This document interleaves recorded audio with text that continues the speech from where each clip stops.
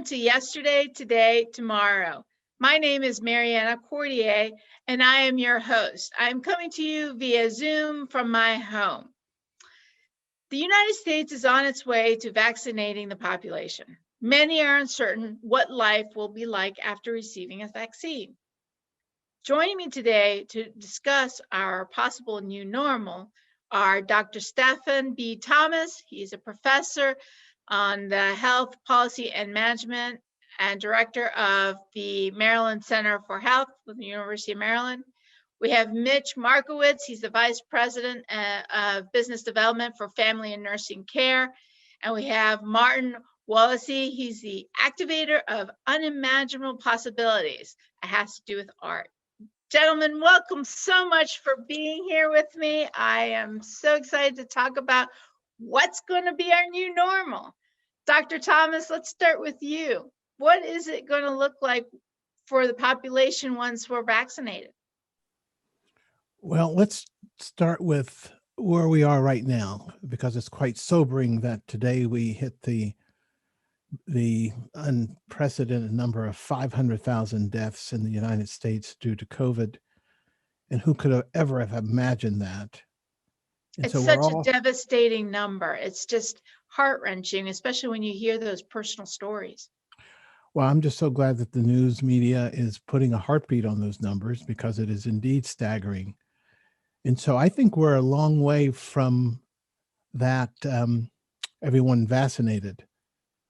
And so this is the time to think about what the tomorrow might be. And I just hope that tomorrow is not what yesterday was for people who look like me, because going back to normal means Black people live sicker and die younger. And so I'm hoping that there are true lessons of this pandemic that we move forward. And that's why I use the window you see behind me, because the AIDS epidemic also gave us an opportunity to demonstrate how we deal with conspiracy theories, how we deal with stigma, how we deal with marginalized populations. And I just love the art that came out of that period. And for me to have this stained glass window with the AIDS ribbon in it is a recognition of we do know how to be creative, how to create new iconography that bring people to a better place. So I hope that we work together today. We minimize competition, we maximize cooperation, and work together today for a better tomorrow. And that probably means that since things are not going to improve overnight, that we'll have to continue with the CDC recommendations. Is that your understanding? We will be wearing masks. We probably should have started the show in masks so we can role model. We will be doing social distancing even after the vaccination. And but there is something that I hope we're all learning now, and that the social distancing, the isolation that we've all experienced may help us have a greater appreciation for the human connection that we're missing, that we take the time off the hamster wheel that we were on before the pandemic.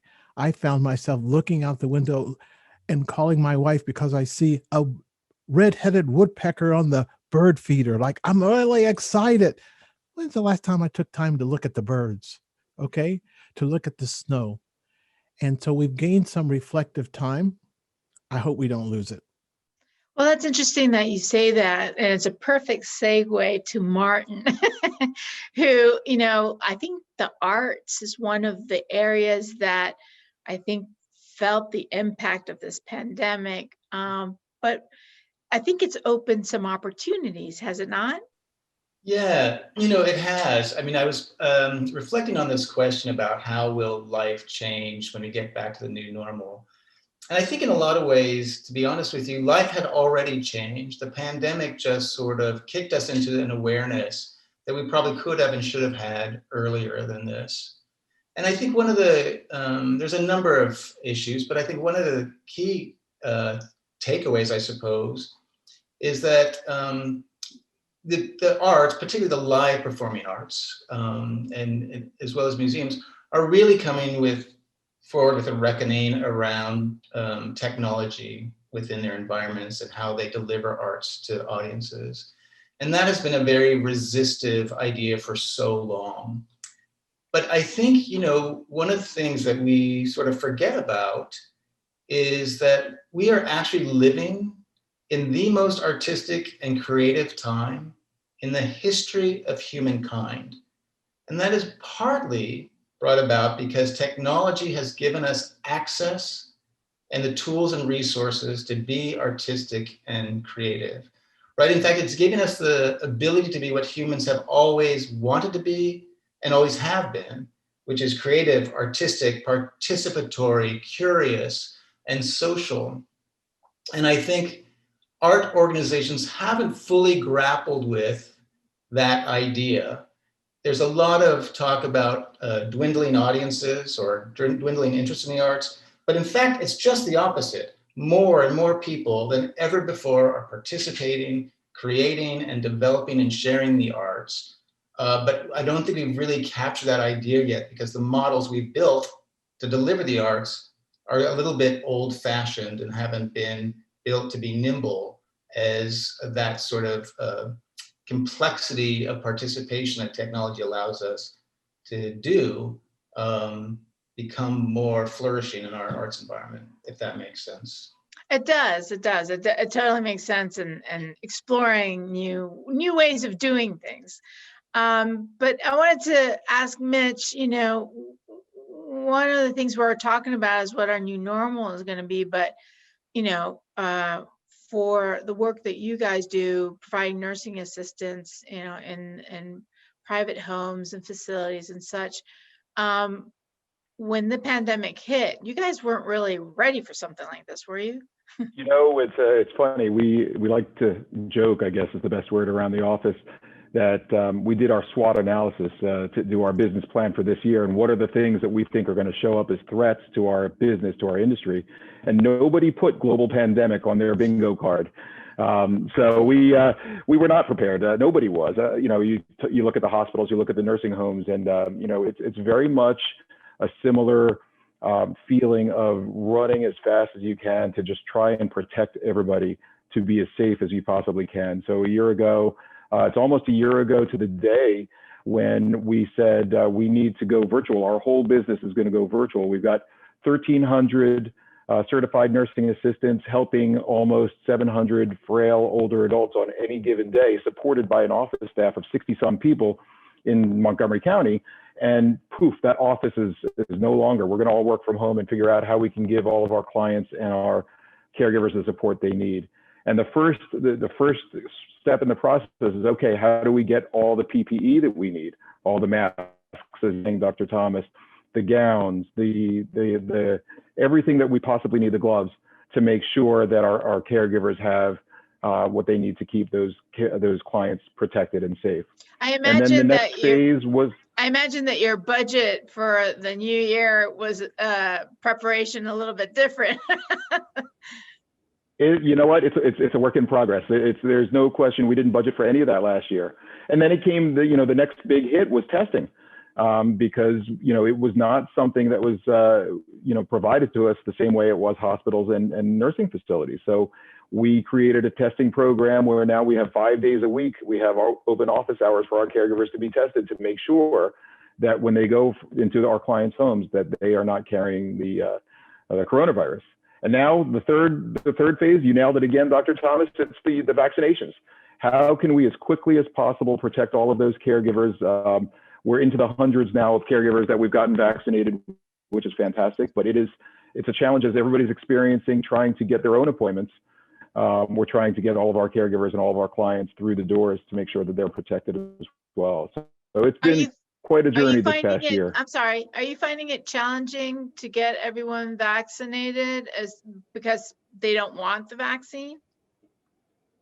So no, so to be completely honest with you, we haven't gotten to that point yet. I'm sure there will be some folks that are not as comfortable with vaccinations. We're still kind of in the throes of lots and lots of folks know that for their livelihood, on the caregiver side, they do need to be protected, and they're very willing to do it. The challenge has, quite frankly, been getting the appointments through the county and through the other resources. So once we get through those folks that are really excited and willing to do it, we also have at the same time, it's kind of a parallel track, an education program going about the vaccine and some of the myths that are out there, trying to put out some of those myths. But yes, we're going to continue to educate, and our goal is to get as many of our folks vaccinated as possible. Dr. Thomas, what could you comment about the issue about the confidence that some communities have and don't have with regard to the vaccinations? Absolutely. And I'd like to comment on Mitch's work. I want to salute you, my friend. I really want to salute you and those of you working in the industry, because so many of your workers around the country who serve the elderly may not have seen themselves as essential workers. And so now, guess what? They're essential workers. And I think that's been an eye opener. When remember the airport flyovers and people were out and clapping, it wasn't for everybody. And everybody's not a surgeon. Everybody's not going to be in the ICU. Hey, how about the person who comes in to clean that room afterwards, that janitor? How about the cafeteria people? How about those working in low-wage jobs in nursing homes? So I think that we've also exposed the rankism that exists out here. And so we have seen our system break. And my hope and goal is that we fix the broken parts. And in doing so, we can become stronger. The issue around hesitancy, I think that we need to acknowledge that there are reasons that people are hesitant. And they may find themselves in the same situation, but come at it from different points. There are people out there before COVID who were true anti-vaxxers. They didn't want to vaccinate their children for school. They didn't want to get measles shots or mumps or rubella. The anti-vaxxers who are hesitant or resist the COVID vaccine for those reasons are quite different than African Americans who are hesitant because of a history of research abuse, because of the lingering memory of the Tuskegee syphilis study. And how did they take those cells from Henrietta Lacks and create this multi-billion-dollar business? And now they want to take my blood, they want to take my antibodies. So all of these things have to be part of a conversation. And I think that's what's been missing. There's been a lot of talk about messaging. How do we message? That means I want to message to you to get you to do what I want you to do. That's a lot different than a conversation. And our whole approach is to open up a conversation and to address not only COVID, but the underlying institutional barriers that the pandemic has exposed. So for opening up these conversations, how would you recommend different jurisdictions to do this? What would be a good way to engage the community? Well, interesting enough, the pandemic has forced town halls to be on Zoom. And all of a sudden you have members of the community tuning in as long as you have the internet. And so now we're seeing that if you're going to make the internet a pathway to life-saving information, a pathway to life-saving registration for my vaccine, then you better make sure that the internet is as available as clean, fresh water, a utility, not a privilege. And my concern is that, well, I think that we have to fight to make sure that we don't forget, that we build out our internet to those communities that have been left out, and that we make sure our seniors, we've been working with our neighbor across the street who's 85. She would have been in the first group, but guess what? She's not in a nursing home. Haven't we been encouraging people to age in place?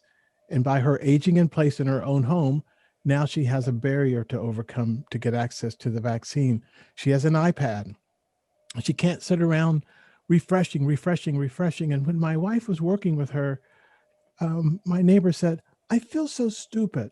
And that's when my heart broke, because she's not stupid, far from it. These systems are making people afraid. And I agree with you. I had a neighbor of mine who's 83 and a retired medical doctor who couldn't get his own appointment, and we helped him out, and because he just wasn't as tech savvy and didn't have the support staff because he was retired as he may have had when he was practicing. And so it was an eye-opening experience for me, because I thought, being a medical doctor and training and knowledge or whatever, that it would have been easy peasy, but not so much. And so getting those appointments has been a struggle. And Mitch, do you guys do anything for your clients to help them with the appointments and such? We've been trying to work with the family members as best we can. The best way that we can help them is by providing the transportation, because to your point from earlier, these folks are isolated. It's very difficult to get those vaccinations brought out to individual homes. We're just not there yet. So we've had our caregivers that have been able to help provide the transportation to the vaccination centers.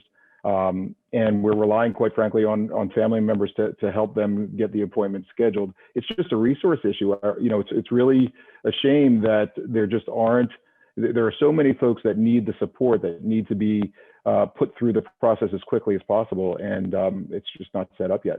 It's going to be a little bit of time before we have those vaccinations that are able to go door to door, like we're hoping.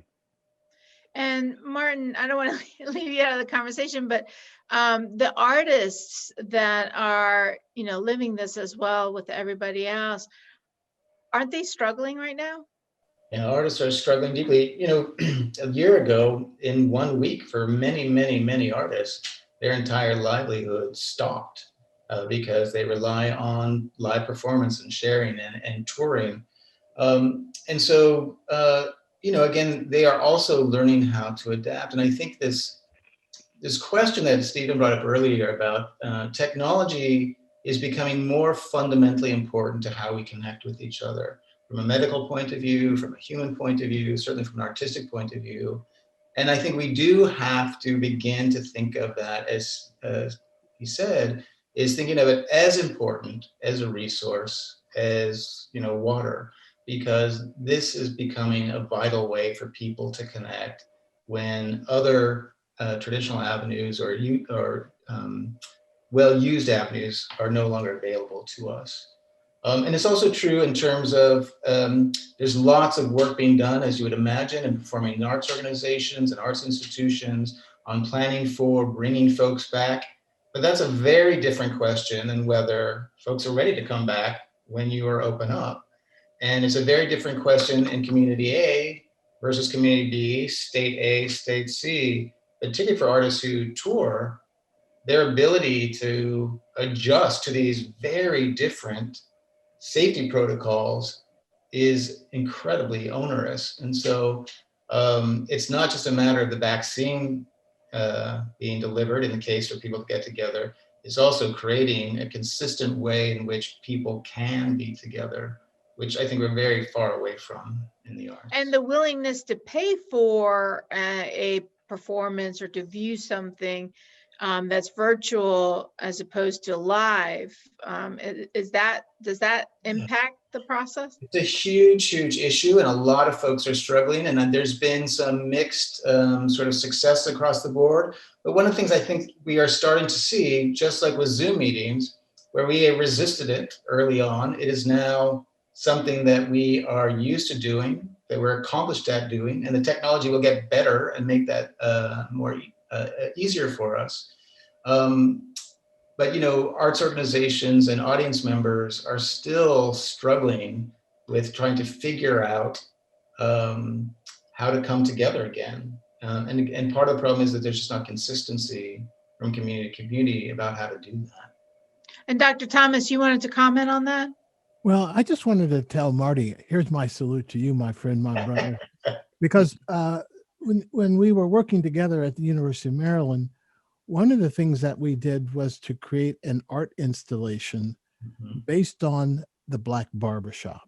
Yeah. And for a whole semester, we had students, dramatists, script writers, set designers, all the different parts of the theater industry, spend an entire semester in a Black Barbershop listening.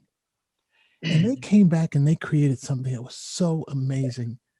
An art installation. And Marty comes into the Clarice Smith Theater, and there's a cube that is literally a barbershop in a box.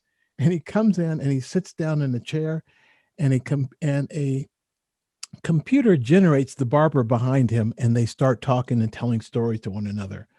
And I thought that was just such a creative way of taking a cultural experience. And then we could take that and put it in a bank lobby. We could take that and put it in a mall. Different ways in which we bring our community back together. I think the arts are so important. I think this pandemic is happening so fast, Marty. We don't have the iconography. We don't have what color is the COVID ribbon. People Right. think it's just going to go away, and it's Yeah. not. But Now, you're, but but go you're ahead. bringing up a point where, in a lot of ways, we've done this work before. So we're not always starting new. And so that example is a great example, because in a lot of ways, what that says is, at a most fundamental level, what we know is that artists will always create, and people will always be creative and find ways to share those creative experiences. I think the other thing that tells us is that art exists and can and should exist in every place, and that we need to sort of separate from the pandemic sort of set of questions, is that the arts need to be less temples where we come to revere and genuflect and immerse ourselves in a certain set of rituals, is to really create community spaces where art happens and art thrives. And that's a different way of thinking about how to connect with the arts. And Stephen, you were right ahead of the curve and thinking about how that's possible. And Mitch, what do you think about that? Oh, I mean, I applaud your efforts. I think that this is not just from the perspective of the artists, but from the audience, for lack of a better term. We need this, right? We're seeing higher levels of depression and social isolation than we have ever before, because we're going on a year now without being able to hug our loved ones. I mean, I'm thinking of my own parents.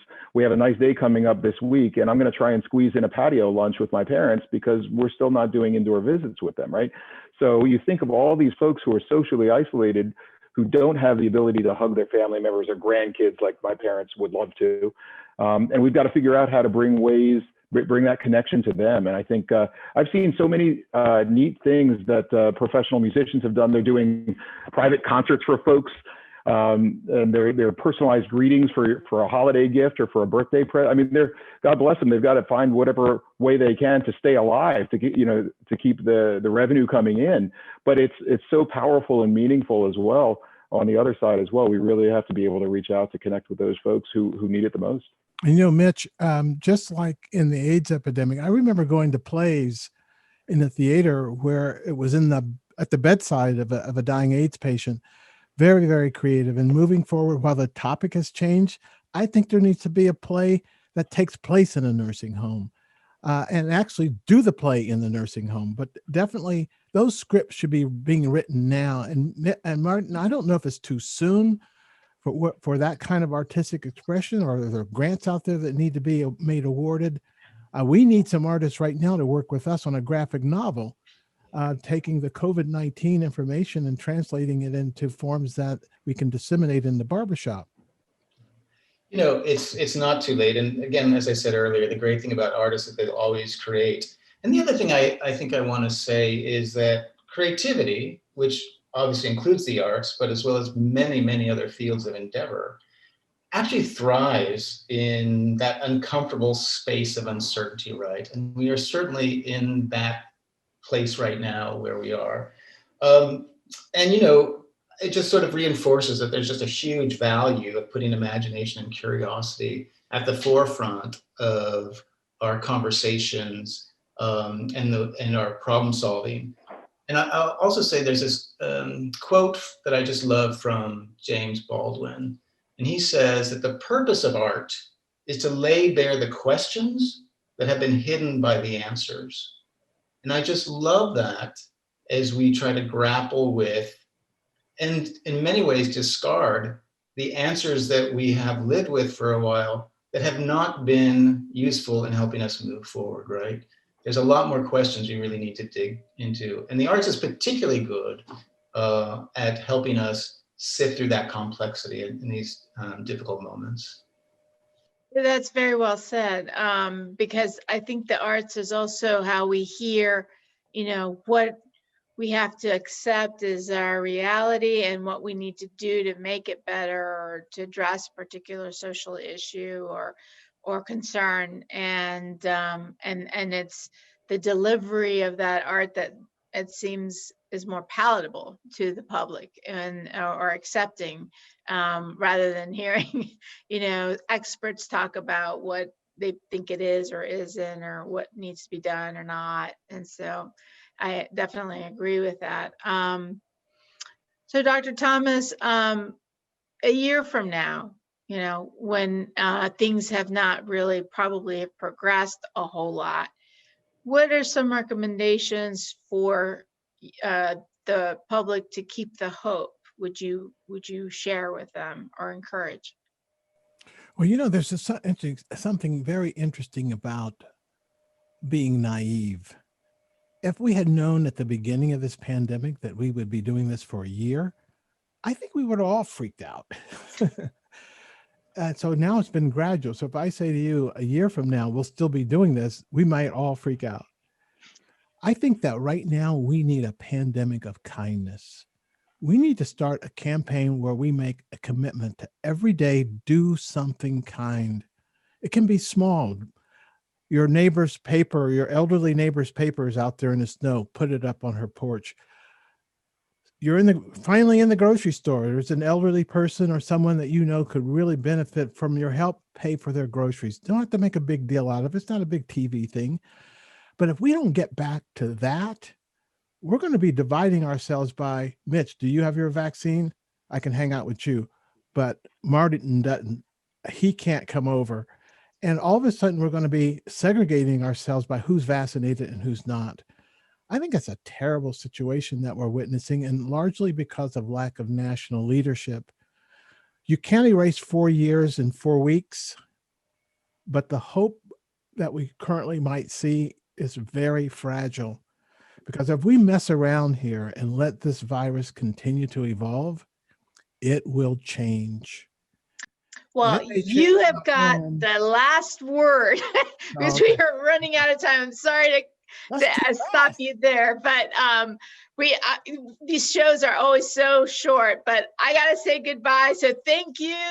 Thank the audience. Remember to watch Yesterday, Today, Tomorrow, and we're on YouTube. Good night.